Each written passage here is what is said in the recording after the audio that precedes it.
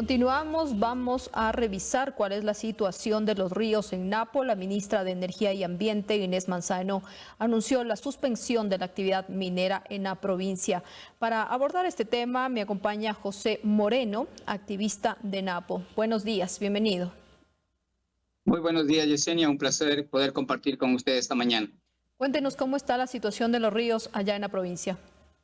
Bueno, la situación de la provincia de Napo en torno a la contaminación de los principales ríos que abastecen el río Napo, pues es una cuestión muy crítica. Obviamente que es bienvenido la resolución 005 que se anunció el 2 de febrero del 2026 por parte de la ministra Inés Manzano, pero eso no cambia la situación para las comunidades de pueblos y nacionalidades que se encuentran a las principales riberas del río Napo, que hoy no cuentan con agua segura para el consumo humano. Entonces la situación es bastante compleja para ellos y sobre todo con altos niveles de contaminación de mercurio, cianuro e hidrocarburos, resultados de la actividad minera que se viene desarrollando en nuestra provincia. Claro, y ustedes han estado allá, han estado dando seguimiento también a cómo está esta situación.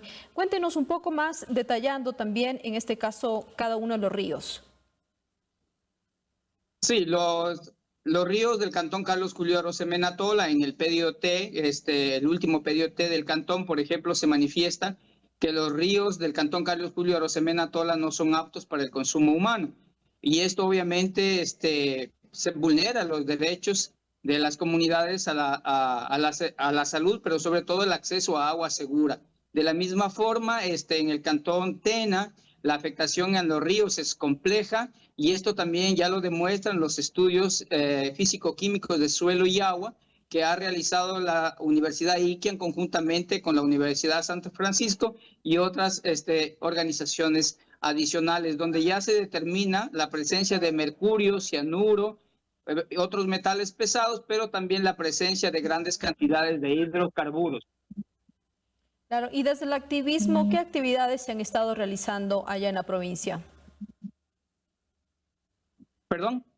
Desde el activismo, ¿qué actividades se han estado realizando respecto a este tema allá en la provincia? Bueno, desde la sociedad civil se ha venido trabajando no solamente con las autoridades locales, sino también con las autoridades de los diferentes ministerios de gobierno, pero también se trabaja con la policía, las Fuerzas Armadas y la misma Fiscalía de Napo, donde todas las alertas que salen desde los territorios, obviamente, se los direcciona hacia las autoridades que tienen competencia en el ámbito minero. Lamentablemente, no se ha podido solventar este problema y esto ha llevado pues a que la situación de Napo en este momento se haya salido de control y muchas de las comunidades pues incluso se encuentren ya con presencia de grupos armados vinculados a los GDOs.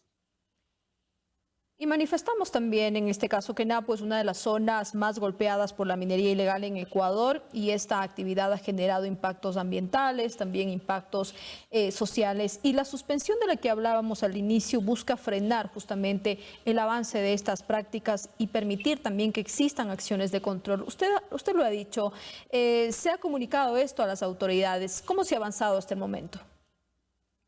Bueno, el día de hoy nosotros tenemos conocimiento que ya pasaron los 3 días de la resolución y es importante recordar que dentro de la resolución se manifiesta que en 3 días los organismos de regulación y control iniciarán las inspecciones y las suspensiones a todas las concesiones mineras. Entonces el día de hoy en la mañana ha salido el Ministerio del Ambiente, la Agencia de Regulación y Control ARCON, conjuntamente con las Fuerzas Armadas, hacia los territorios, en este caso la parroquia Huambuno, para iniciar los procesos de suspensión de toda actividad minera dentro de estas concesiones mineras. Entonces, obviamente los primeros pasos se están dando.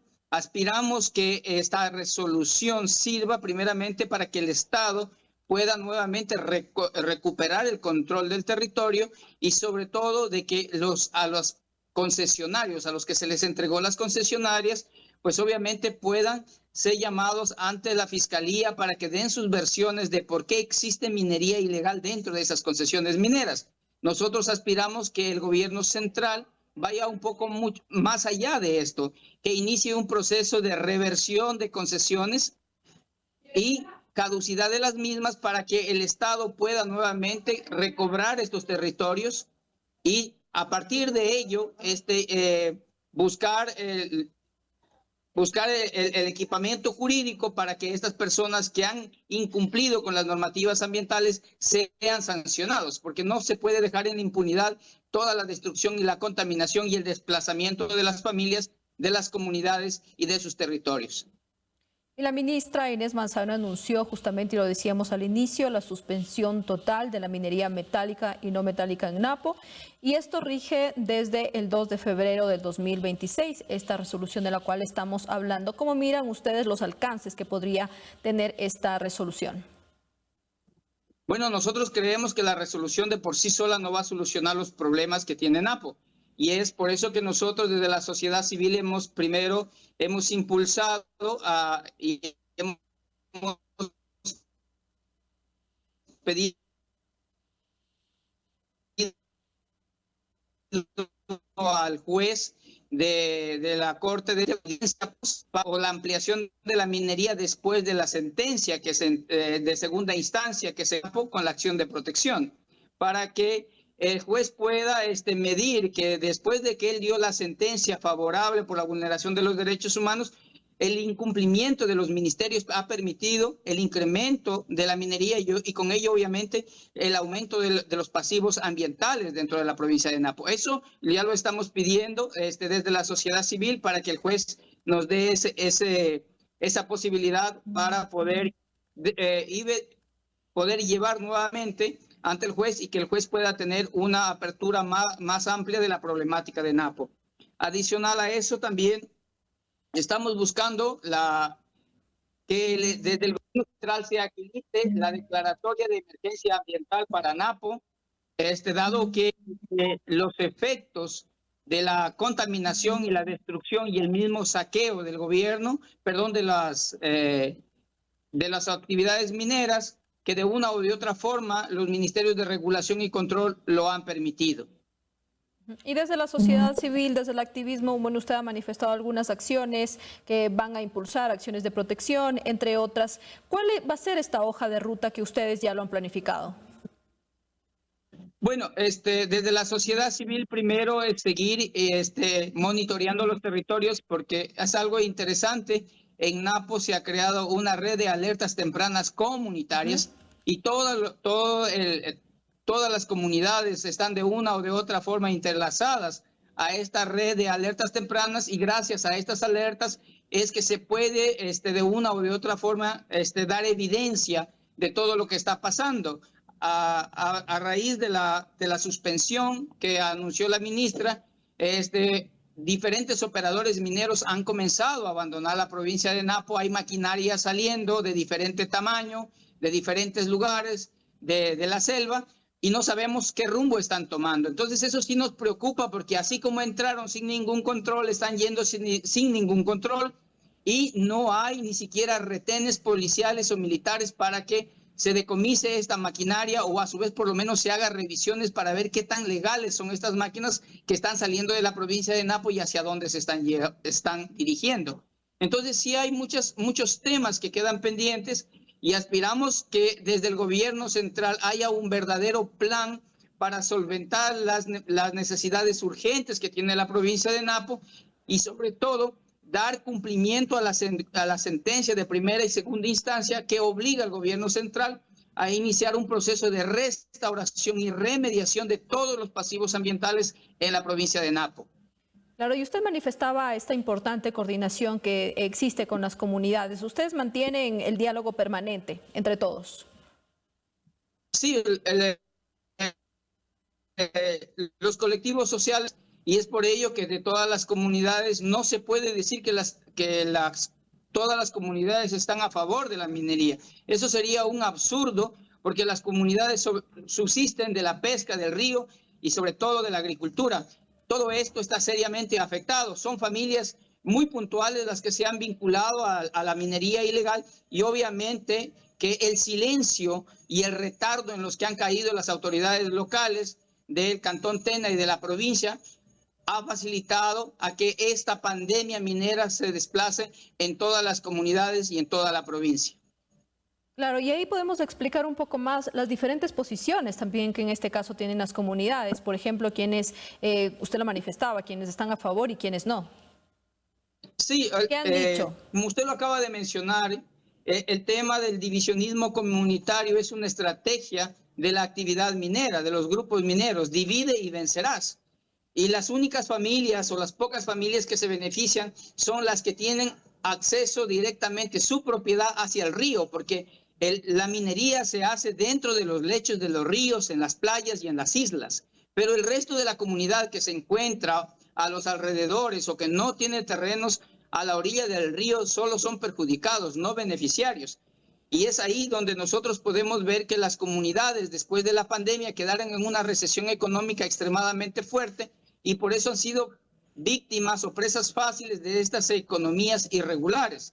Pero también el abandono del Estado ha sido clave para que esto tenga la magnitud que tiene el día de hoy y con serias afectaciones que en muchos de los casos tenemos ya ríos muertos, que es el río Chumbillaco, el río Poroto, el río Ila, el río Huambuno, río Blanco y río Yutsupino, que eso ya consta dentro de los estudios físico-químicos de suelo y agua y que determinan que estos ríos no tienen ni macro ni micro invertebrados, por lo tanto son ríos muertos.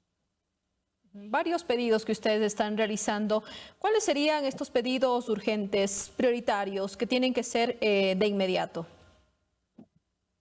La declaratoria de emergencia ambiental es fundamental. Pienso que es el primer paso que tiene que dar el gobierno para que se agiliten los recursos necesarios para que se haga un verdadero levantamiento de información para determinar cuántos pasivos ambientales existen, cuáles son los ríos contaminados y de dónde está llegando la contaminación, porque mucha de la contaminación está ahí. Las piscinas de sedimentación están ahí filtrando constantemente las aguas contaminadas por mercurio y cianuro. Entonces, iniciar con un examen muy serio de quiénes, de los concesionarios que se les entregó las concesiones, cuántas de estas 153 concesiones mineras tienen pasivos ambientales o han tenido actividad minera sin ver contado ni siquiera con una licencia ambiental, sin permisos de uso de agua y sin permisos de afectación a la cuenca hídrica. Entonces, eso es nuestro pedido y hacia allá estamos nosotros impulsando para que el gobierno pueda agilitar y dar una respuesta de acorde a la situación ambiental que tenemos en Napo. Claro, y para recordar también cómo está la situación respecto a los ríos, en este caso de Napo, ya con un mensaje final, incluso dirigido a la ciudadanía de allá, de la provincia. Bueno, primero que hay que recordar que la defensa de la Amazonía no es solo una responsabilidad de los napenses. Acuérdense que a los napenses ni siquiera les consultaron si es que querían que sus territorios sean concesionados. La responsabilidad de defender la Amazonía es de todos los ecuatorianos. De aquí, de la Amazonía, llevan muchas de las comunidades y pueblos y ciudades de la parte andina, llevan el agua para las ciudades. Entonces, o sea, no es un problema netamente de Napo, es un problema de vida, es un problema de que estamos contaminando los principales ríos que abastecen de agua a las comunidades, pero también a las ciudades. O sea, esto es un cáncer en la Amazonía y esto obviamente pone en riesgo no solo los ecosistemas, sino también la vida de las futuras generaciones. Le agradecemos mucho por la entrevista. Un placer poder compartir con ustedes y recordarles que la Amazonía necesita de todos los ecuatorianos para que sea defendida. Muchísimas gracias y muy buenos días. Buenos días también. Conversamos con José Moreno, activista de Napo, y hemos hablado sobre la situación de los ríos en Napo. Recordemos que la ministra de Energía y Ambiente, Inés Manzano, anunció la suspensión de la actividad minera en la provincia. Nos vamos a una pausa. Volvemos.